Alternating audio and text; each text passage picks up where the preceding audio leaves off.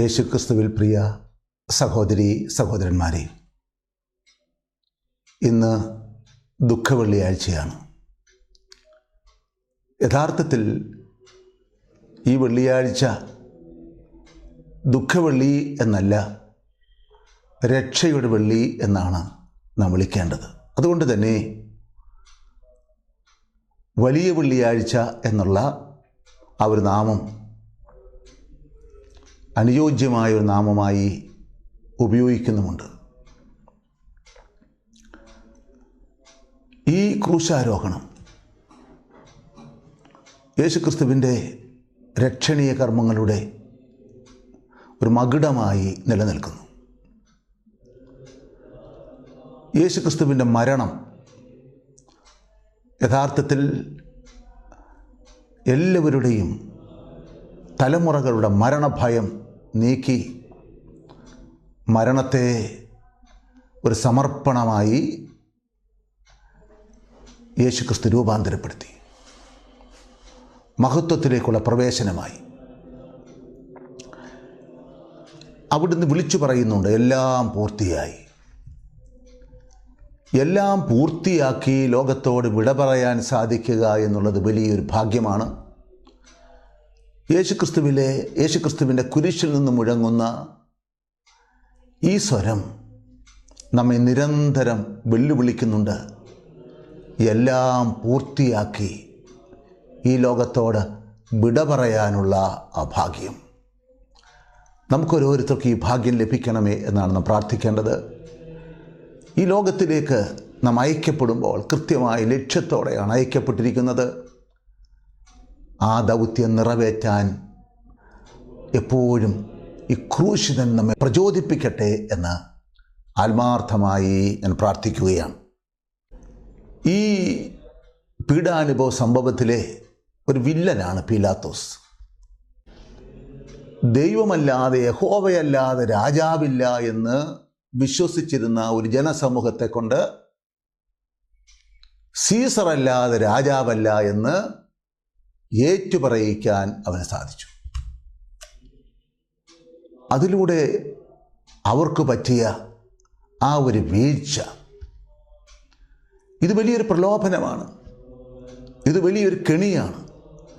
ഇതുപോലെ പലതരത്തിലുള്ള അധികാരങ്ങളോ സംവിധാനങ്ങളോ സ്വാധീനങ്ങളോ സത്യദൈവത്തെ തള്ളിപ്പറഞ്ഞ് ലോകത്തിൻ്റെ അധികാരിക്ക് മുമ്പിൽ മുട്ടുമടക്കാൻ നമ്മെ പ്രേരിപ്പിച്ചു എന്ന് വരാം. നിതാന്തമായ ജാഗ്രത നാം പുലർത്തിയില്ലെങ്കിൽ അതിൽ നാം വീണുപോകാൻ സാധ്യതയുണ്ട്. മൂന്നാമതായി യേശുക്രിസ്തുവിൻ്റെ കുരിശിലെ ദാഹം. ആ ദാഹം അർത്ഥപൂർണമായ ഒരു ദാഹമാണ്.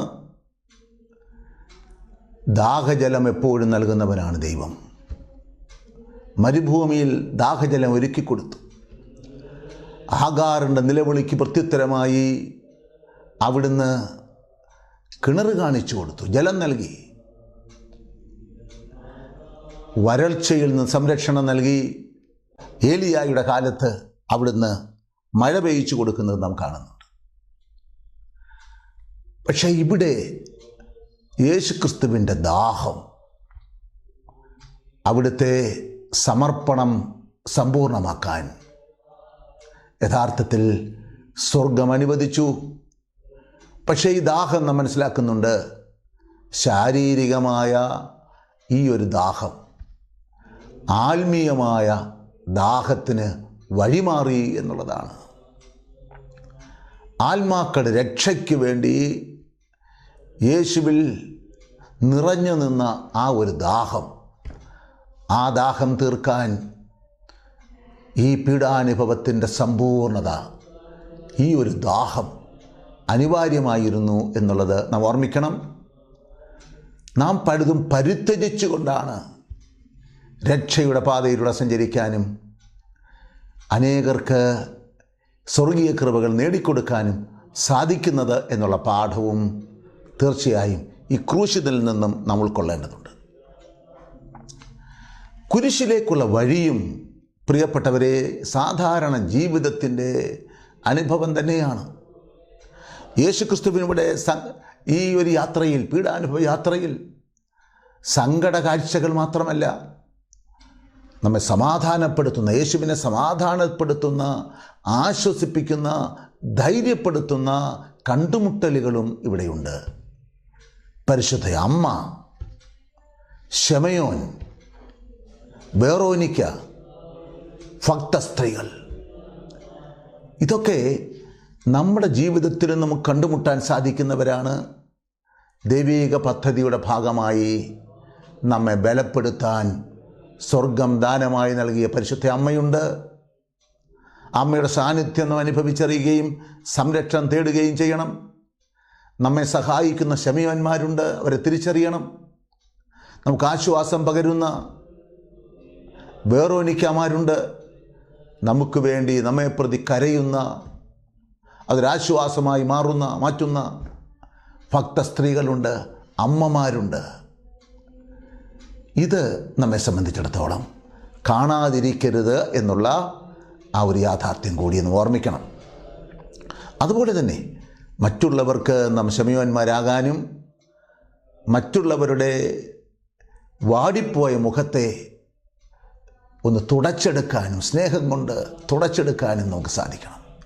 മറ്റുള്ളവർക്ക് വേണ്ടി മധ്യസ്ഥത ഉയർത്താൻ, നിലവിളിച്ചുകൊണ്ട് അവരെ ആശ്വസിപ്പിക്കാൻ തീർച്ചയായും നമുക്ക് നിയോഗമുണ്ട് എന്നുള്ളതും നമുക്ക് വിസ്മരിക്കുക സാധ്യമല്ല. കുരിശിൻ്റെ മുകളിൽ നിന്ന് ഉയരുന്ന ഒരു പ്രഖ്യാപനം യഥാർത്ഥത്തിൽ യേശുക്രിസ്തു ദൈവപുത്രനാണ് എന്ന് ഗോഗുൽത്തായുടെ മുകളിൽ വെച്ച് തന്നെ ഉദ്ഘോഷിക്കപ്പെട്ടു എന്നുള്ളത് നാം ഓർമ്മിക്കണം. യേശു രാജാവായി ഓശാന ഞായറാഴ്ച ജെറുസലേം നഗരവീതിയിലൂടെ നടന്നു പോയപ്പോഴല്ല, മറിച്ച് ഗോഗുൽത്തായിൽ തന്നെ ബലിയായി അർപ്പിച്ച കുരിശനുഭവത്തിൻ്റെ മൂർധന്യത്തിലാണ് ദൈവത്വം പ്രകടമായത് എന്ന് നാം ഓർമ്മിക്കേണ്ടതുണ്ട്. യേശുവിൻ്റെ ശിരസിൽ മുൾക്കിരീടം അണിയിച്ചവൻ തന്നെ ആ ശിരസിൽ നിന്നും പരിഹാസത്തിൻ്റെ കിരീടം മാറ്റി യേശുക്രിസ്തുവിലുള്ള ദൈവത്വത്തിൻ്റെ, മഹത്വത്തിൻ്റെ ആ ഒരു പ്രഖ്യാപനം നടത്തി മഹത്വത്തിൻ്റെ കിരീടം അണിയിക്കുന്നു എന്നുള്ളതും നാം ഓർമ്മിക്കേണ്ടതുണ്ട്. അതുകൊണ്ട് നമുക്ക് ലഭിക്കുന്ന പരിഹാസത്തിൻ്റെ അനുഭവങ്ങളെ മഹത്വീകരണത്തിൻ്റെ ആ ഒരു അനുഭവത്തിലെത്തിക്കാൻ നാം കാത്തിരിക്കേണ്ടതുണ്ട് എന്നുള്ളതൊന്ന് ഓർമ്മിക്കണം. അതോടൊപ്പം നമ്മുടെ മരണമുഹൂർത്തം, നാം ആരായിരിക്കുന്നു, നാം ആരായിരുന്നു എന്ന് വെളിപ്പെടുത്തുന്ന മുഹൂർത്തമായി തീരാൻ ഇടയായിത്തീരുകയും ചെയ്യണം. നമ്മുടെ ജീവിതത്തെ സംബന്ധിച്ചിടത്തോളം ഏറ്റവും വലിയ ഒരു കർമ്മമായി മരണത്തെ രൂപാന്തരപ്പെടുത്താൻ ഇടയായിത്തീരട്ടെ എന്നൊക്കെ പ്രാർത്ഥിക്കാം. മരണമെന്നുള്ളത് വലിയൊരു വിശ്രമമാണ് എന്ന് യേശു നമ്മെ പഠിപ്പിച്ചു. യേശുക്രിസ്തു തലചായിച്ചത് ശൂന്യതയിലല്ല, സ്വന്തം തോളിലേക്കല്ല, മറിച്ച് പിതാവിൻ്റെ തൃക്കരങ്ങളിൽ തലചായിച്ചു. പിതാവിൻ്റെ തൃക്കരങ്ങളിൽ ആത്മാവിനെ ഫലമേൽപ്പിച്ചു.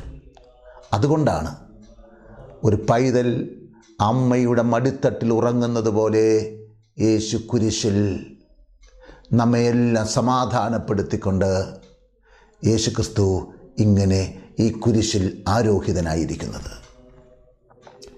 നമ്മളുടെ കാഴ്ചപ്പാടുകളെ മാറ്റിക്കുറിക്കാനും നമ്മുടെ എല്ലാ പ്രവർത്തനങ്ങളെയും രക്ഷണീയമാക്കി തീർക്കാനും നമ്മുടെ കുരിശുകളെയും നമ്മുടെ നൊമ്പരങ്ങളെയും മുറിവുകളെയും തിരിച്ചറിഞ്ഞ് അവയെല്ലാം അനേകരുടെ വിശുദ്ധീകരണത്തിന് വേണ്ടി കാഴ്ചവെക്കാനും ഈ ദുഃഖവെള്ളി സഹായകമാകട്ടെ എന്ന് ആത്മാർത്ഥമായി പ്രാർത്ഥിക്കുന്നു. സർവശക്തനായ ദൈവം നമ്മെ എല്ലാവരെയും ധാരാളമായി അനുഗ്രഹിക്കട്ടെ.